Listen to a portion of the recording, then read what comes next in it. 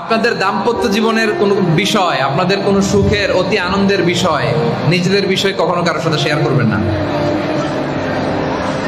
বিবাহিতদেরকে বলতেছি, আপনাদের প্রাইভেট লাইফের কোনো কথা শেয়ার করবেন না। আপনাদের বেশি আনন্দের কথাও না, আর ব্যক্তিগত কথাও না। ব্যক্তিগত কথা শেয়ার করা গুনাহ। স্বামী স্ত্রীর একান্ত ইন্টিমেসির যে ব্যাপারগুলো, এগুলো কখনো প্রিয় ভাইরা শেয়ার করা যাবে না। আর বেশি সুখের কথাও শেয়ার করবেন না। ঝগড়া লাগলেও শেয়ার করবেন না। দেখবেন এটারে আবার উস্কে দেয় অনেকে, আছে না নাই? খুব সুন্দরভাবে এসে বলবে, ভাবি ভাবি কি হয়েছে বলেন বলেন। তারপর আপনি একটা বলবেন, এই বুঝাবে ছি ছি ছি এত খারাপ, কেমনে করলো ভাই এটা আপনার সাথে? আসলে ভাই আপনার মতো একজন মেয়ের যোগ্যই না, আরো কত ভালো জায়গায় হয়তো আপনার বিয়া।